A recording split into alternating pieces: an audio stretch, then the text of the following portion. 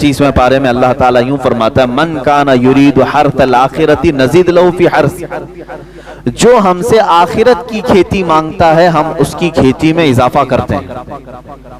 वमन काना युरीदु हर्सद दुनिया नुअतिही मिनहा वमा लहू फिल आखिरती मिन नसीब। और जो हमसे दुनिया की खेती तलब करता है हम उसे भी देते हैं लेकिन आखिरत में उसका कोई हिस्सा नहीं रखते। क्या तलब करना चाहिए? अल्लाह अज़्ज़ा वजल फरमाता है, जिसने हमसे आखिरत मांगी हम उसकी दुनिया भी देंगे और आखिरत भी देंगे। और जो सिर्फ हमसे दुनिया तलब किया तो उसे दुनिया तो दी जाएगी लेकिन आखिरत में उसका कोई हिस्सा नहीं होगा। हम उमूमन देखते हैं मांगने में हम सबसे ज्यादा क्या चीजें मांगते हैं, तकरीबन सब दुनिया ही हम मांगते हैं। जो जो चीजें हम मांगते हैं कभी हिसाब करके देखें, दुनियावी चीजें हम मांगते हैं। और कुरान की साफ बात है, जो भी दुनिया मांग रहा है अल्लाह ताला फरमा रहा है मैं उसे दूंगा लेकिन आखिरत में उसका हिस्सा नहीं रखा जाएगा। सही तरीका मांगने का तो अल्लाह ताला ने खुद सिखाया है, रब्बना आतिना फिद दुनिया हसना व फिल आखिरती हसना। ऐ हमारे रब दुनिया में भी हमें अच्छाइयां अता कर और आखिरत में भी अच्छाइयां अता कर। कभी ओनली वन दुनिया की चीजें तलब करना, सिर्फ और सिर्फ दुनिया तलब करना, तो ये मुसलमान को और मोमिन को ज़ेब नहीं देता। मिसाल के तौर पर हम अपने कारोबार की भलाइयां चाहते हैं, कौन नहीं चाहता? दुआ करें कि दुकान अच्छी चल जाए, दुनिया ही तो मांगा। आप कहते हैं मेरा घर अच्छा बन जाए, दुनिया ही तो मांगा। आप ये कहते हैं मेरे पैसों में बरकत हो जाए, दुआ करें, दुनिया ही तो मांगा। औलाद नहीं है, औलाद की दुआ कर दें, औलाद दुनिया है। अच्छी बीवी मिल जाए, दुनिया है। जायदाद मिल जाए, दुनिया है। ये सारी चीजें दुनिया है मेरे अजीजों। मैं ये नहीं कहता कि सिर्फ दुनिया मांगना नाजायज है, बल्कि मांग सकते हैं आप। खुद मेरे आका सल्लल्लाहु अलैहि वसल्लम ने फरमाया, खैरु मताइ दुनिया अल मरअतु सालिहा। दुनिया का सबसे बेहतरीन सामान अगर कुछ है दुनिया में से तो वो नेक बीवी है। तुम मांग सकते हो दुनिया में, लेकिन सिर्फ दुनिया के ऊपर डिपेंड रह जाना और आखिरत कभी न तलब करना, ये अहमक आदमी की अलामत है, बेवकूफ है। वो 4 दिन के लिए तो मांग लिया और लाखों के साल के लिए कुछ नहीं मांगा। जहां उसे इतनी लंबे अरसे की जिंदगी गुजारना है कि जिसका एंड कोई है ही नहीं, आखिरत। वहां तो सूरज भी खत्म हो गया, चांद भी खत्म हो गया। दिन यहाँ जो गिनते हैं सूरज की वजह से गिनते हैं, सूरज ही खत्म हो गए, चांद ही खत्म हो गए, न दिन हो रही है न रात। वहां तो दिनों का हिसाब भी नहीं होगा, कितने साल तक तुम्हें रहना है, उसके लिए कभी इतना नहीं मांगा। ये मुख्तसर सी जिंदगी के लिए मांगा, जो आज है पता नहीं कल भी चली जा सकती है। हमने तो देखा है कि सुबह बात की है और शाम में उनका लाशा कब्रिस्तान में मिलता है, नहीं होते। अचानक मौतें आई, सुबह नाश्ता करके निकले हुए हैं, शाम में उनका जनाजा उनके घर से निकला हुआ है। क्या ये हालात नहीं है? तो इस मुख्तसर सी जिंदगी के लिए हम बहुत मांगते हैं, दुआ भी करते हैं। मांगो मेरे अजीजों, लेकिन इंसाफ का तकाजा ये है कि अक्ल रखने वाला बंदा वहां की तलब करता है जहां उसे ज्यादा दिन रहना है, लंबा अरसा। यहां एक हदीस में ये भी सुना दूं आपको, अल्लाह के हबीब सल्लल्लाहु तआला अलैहि वसल्लम ने फरमाया, इससे कबल भी शायद मैंने बताया होगा, 2 रास्ते हैं। दोज़ख का रास्ता बहुत खूबसूरत है, दोज़ख का रास्ता बहुत खूबसूरत है, और जन्नत का रास्ता कांटों भरा हुआ है, तकलीफ दे है।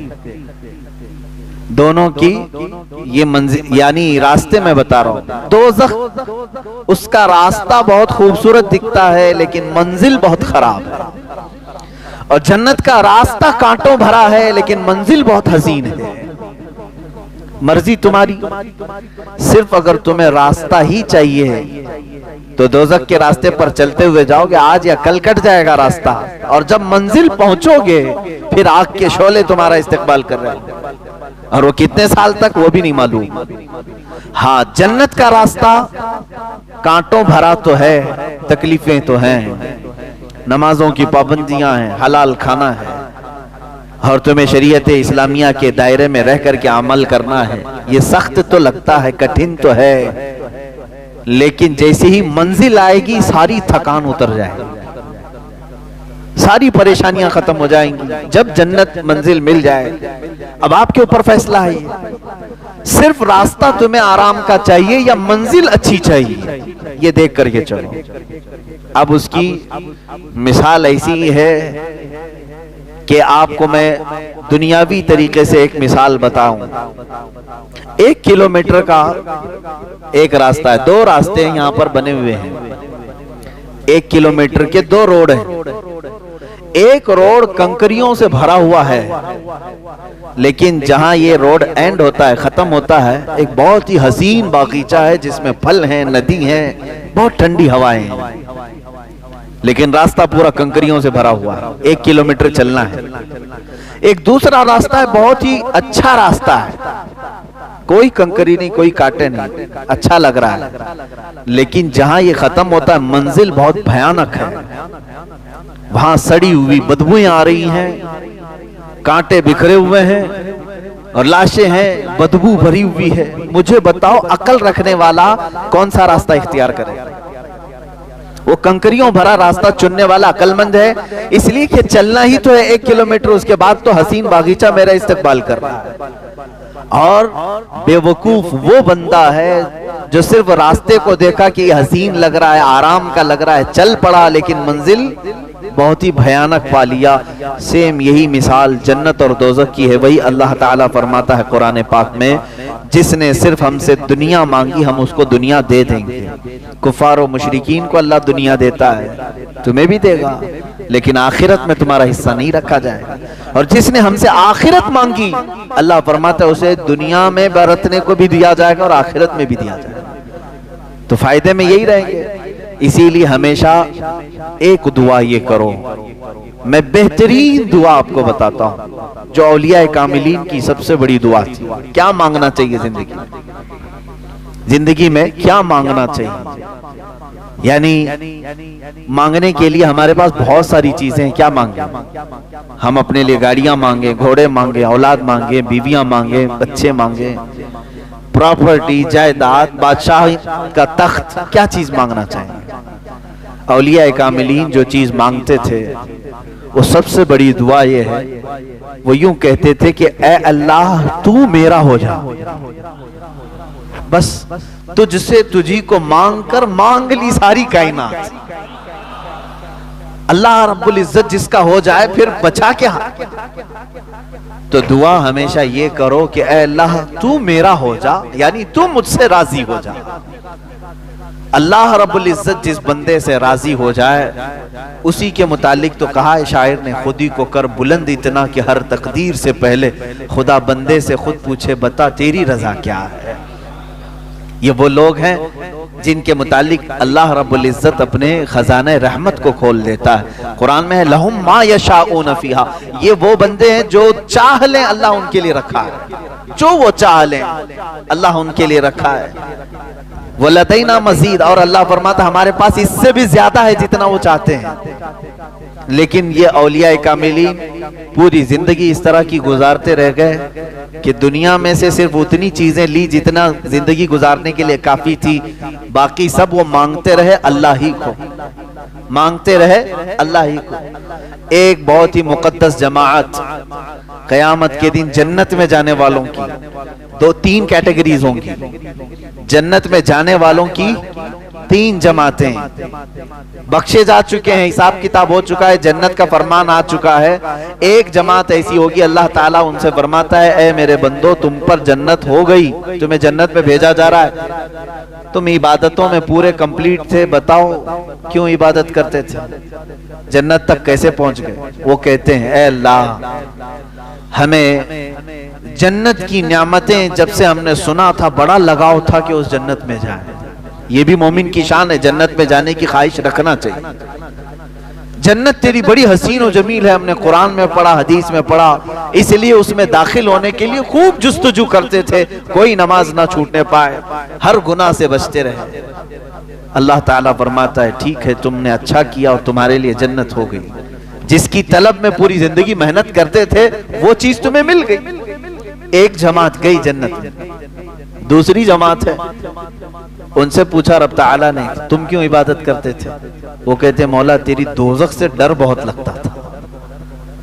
ہم نے جب قرآن میں پڑھا یا حدیث سے سنا کہ دوزخ کے عذابات اتنے سخت ترین ہیں کہ اس کو بندہ نہیں سنبھال سکتا, تو ہمیں ڈر بہت لگتا تھا.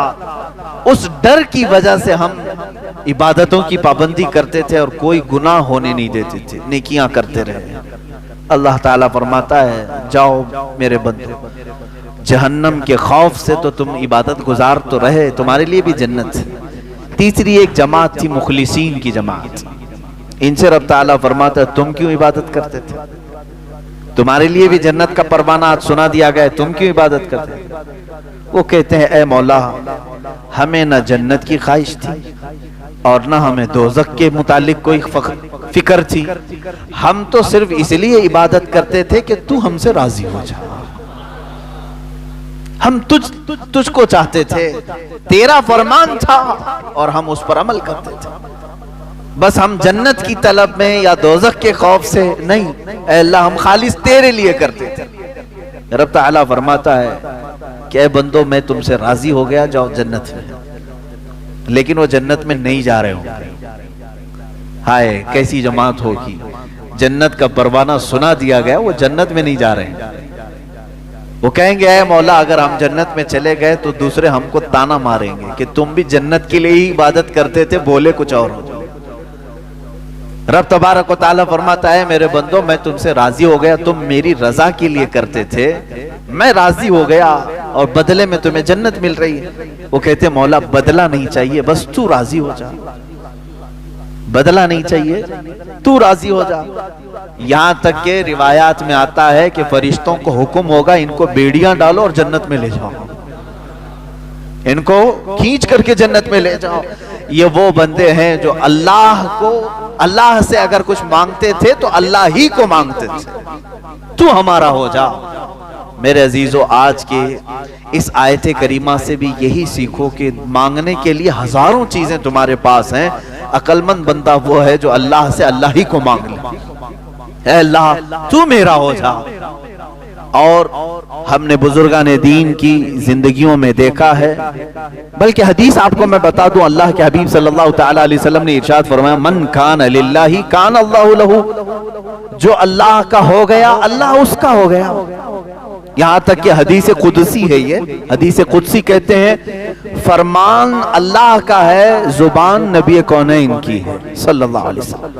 حضور صلی اللہ علیہ وسلم نے بیان کیا لیکن وہ کلمے اللہ کے.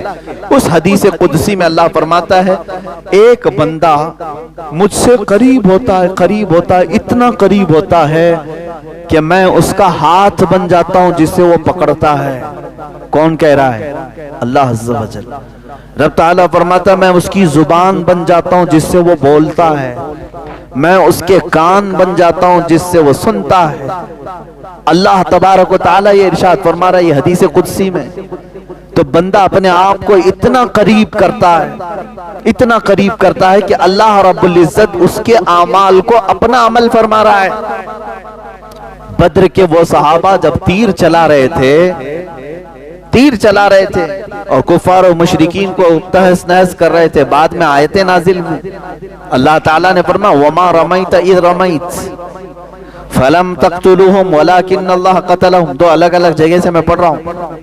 حضور صلی اللہ علیہ وسلم سے رب تعالیٰ فرماتا ہے تیر جو چلایا وہ آپ نے نہیں اللہ نے چلایا. فلم تقتلوہم ولکن اللہ قتلہم, اے صحابہ تم نے نہیں قتل کیا, ہاتھ تمہارا تھا, اللہ نے قتل کیا. ان کے عمل کو اللہ اپنا عمل فرما رہا ہے. یہ وہ مقام ہے جس کی طلب ہر مسلمان کو ہونی چاہیے.